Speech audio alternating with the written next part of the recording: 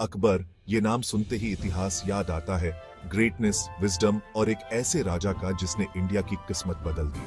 अकबर का नाम सुनते ही एक ऐसे शासक की छवि उभरती है जिसने न केवल भारत की किस्मत बदली बल्कि अपने शासनकाल में एक नई दिशा दी। 15 अक्टूबर 1544 को जलालुद्दीन मोहम्मद अकबर के रूप में उनका जन्म हुआ था। वो ग्रेटनेस के लिए डेस्टिन्ड थे। उनका जन्म एक ऐसे समय में हुआ जब मुगल साम्राज्य संकट में था, लेकिन अकबर का भविष्य पहले से ही महानता के लिए लिखा जा चुका था। उनकी लाइफ एम्बिशन, कंपैशन और नॉलेज की प्यास से भरी हुई थी, जो आज भी हमें इंस्पायर करती है। अकबर की जिंदगी के कई प्रेरणादायक पल हैं जो हमें सिखाते हैं कि कैसे मुश्किलों का सामना करके सफलता पाई जा सकती है। उनकी अर्ली लाइफ के स्ट्रगल्स से लेकर मुगल बादशाह बनने तक अकबर का सफर ह्यूमन रेजिलियंस और विरासत की ताकत को दिखाता है। अकबर का सफर हमें सिखाता है कि कैसे एक इंसान अपनी दृढ़ता और विरासत की ताकत से इतिहास बदल सकता है। अकबर के शुरुआती साल उथल-पुथल और अनिश्चितता से भरे हुए थे। उनके पिता हुमायूं, जो दूसरे मुगल बादशाह थे, उन्हें अफगान योद्धा शेर शाह सूरी ने हराकर उनका थ्रोन छीन लिया था। मजबूरन हुमायूं और उनकी गर्भवती पत्नी हमीदा बानो बेगम को राजपूताना के रेगिस्तान में शरण लेनी पड़ी। यहीं पर रेत और कठिन परिस्थितियों के बीच अकबर का जन्म हुआ। हुमायूं की हार और शेर शाह सूरी के हाथों मुगल साम्राज्य का पतन अकबर के जीवन की शुरुआत में ही एक बहुत बड़ा धक्का था, लेकिन इन मुश्किलों ने अकबर को और मजबूत बनाया। अपने परिवार के स्ट्रगल्स के बावजूद अकबर का हौसला नहीं टूटा। उनकी अर्ली एक्सपीरियंसेस ने उन्हें रेजिलियंस और अडेप्टेबिलिटी सिखाई, जो आगे चलकर उनके बहुत काम आई। जैसे जैसे अकबर बड़े हुए, उनकी तेज दिमाग और नॉलेज पाने की चाहत सबको दिखने लगी। उन्होंने बेसिक एजुकेशन तो ली, लेकिन उनकी असली शिक्षा तो उन्हें दुनिया ने दी। उनकी अर्ली लाइफ भले ही शाही ठाठ बाट से दूर थी, लेकिन उन्होंने नोमैडिक ट्राइब्समैन से बहुत कुछ सीखा और अपने माता पिता से रेजिलियंस देखी। इन्हीं शुरुआती सालों ने उनका नजरिया बदला और उनमें अपनी विरासत वापस पाने और मुगल साम्राज्य को फिर से बनाने की इच्छा जगाई।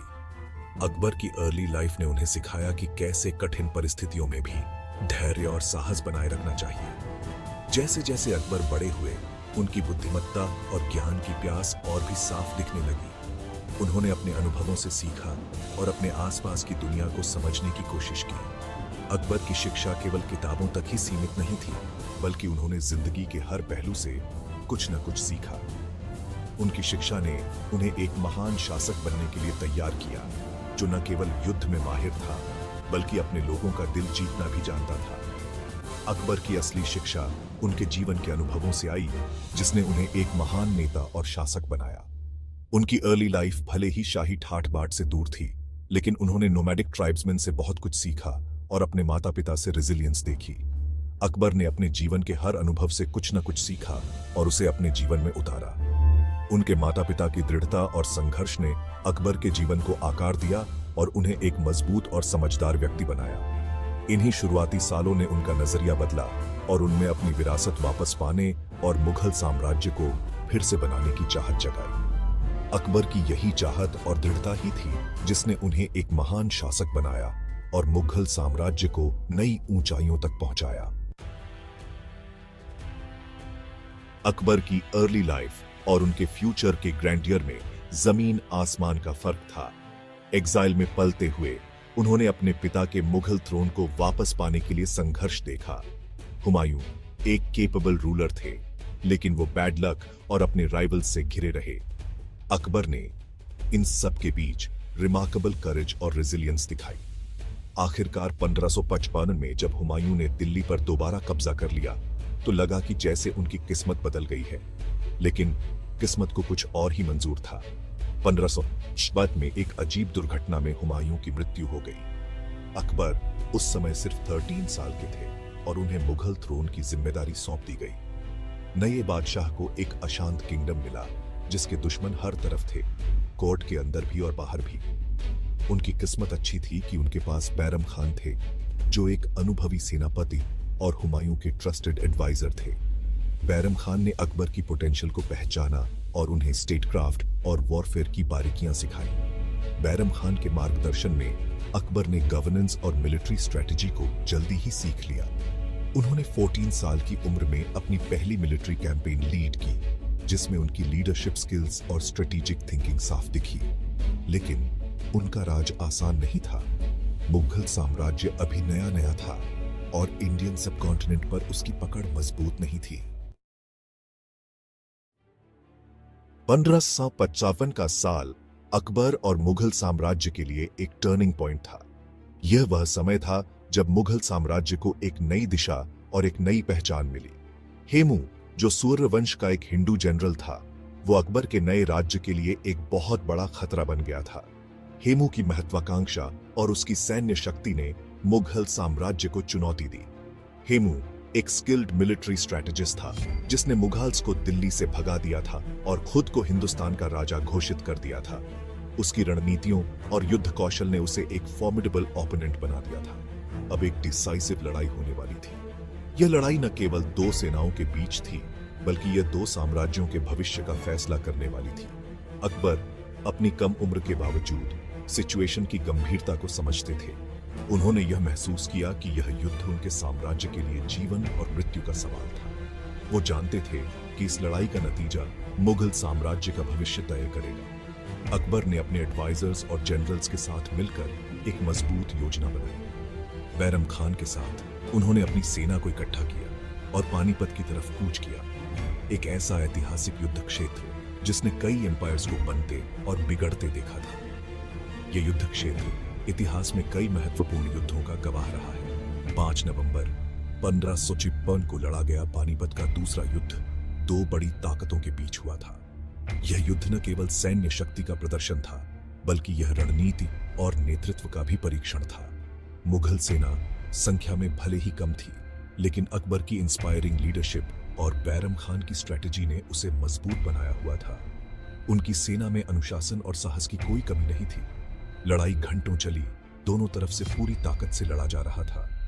हर सैनिक अपनी पूरी क्षमता से लड़ रहा था और युद्ध का मैदान खून और पसीने से भर गया था। ऐसा लग रहा था कि हेमू जीतने वाला है, लेकिन किस्मत को कुछ और ही मंजूर था। युद्ध के दौरान कई बार ऐसा लगा कि मुगल सेना हार जाएगी, लेकिन उन्होंने हार नहीं मानी।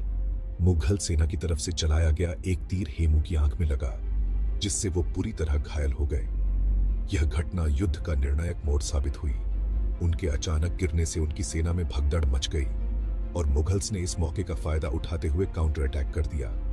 मुगल सेना ने अपनी पूरी ताकत से हमला किया और दुश्मन को पीछे हटने पर मजबूर कर दिया। युद्ध का रुख पलट गया और मुगल सेना की जीत हुई। यह जीत न केवल सैन्य दृष्टिकोण से महत्वपूर्ण थी, बल्कि यह अकबर के नेतृत्व की भी पुष्टि थी।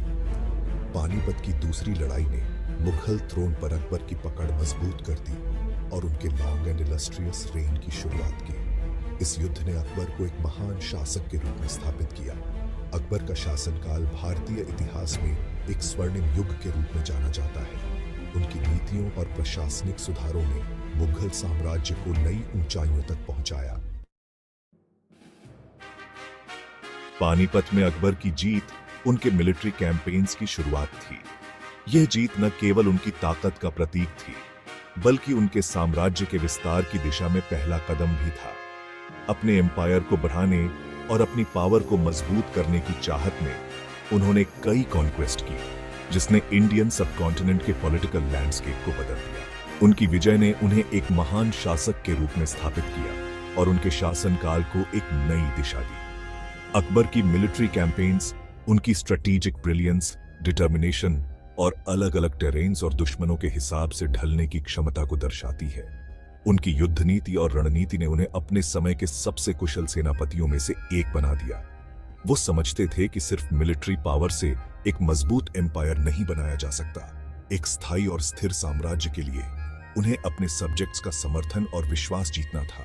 इसलिए उन्होंने कंसिलिएशन और इंटीग्रेशन की पॉलिसी अपनाई। वो अपने सब्जेक्ट्स के दिल और दिमाग को जीतना चाहते थे, चाहे वो किसी भी धर्म या जाति के हों। उनकी यह नीति उन्हें एक न्यायप्रिय और उदार शासक के रूप में स्थापित करती है। अकबर के राज का सबसे महत्वपूर्ण पहलू राजपूतों के प्रति उनकी नीति थी, जो राजस्थान के प्राउड वॉरियर क्लैंस थे। राजपूतों के साथ उनके संबंधों ने उनके शासनकाल को और भी महत्वपूर्ण बना दिया। राजपूतों की मिलिट्री पावर और स्ट्रेटेजिक इंपॉर्टेंस को समझते हुए अकबर ने उनके साथ अलायंस बनाने की कोशिश की। यह अलायंस न केवल उनकी शक्ति को बढ़ाता था, बल्कि उनके साम्राज्य को भी स्थिरता प्रदान करता था।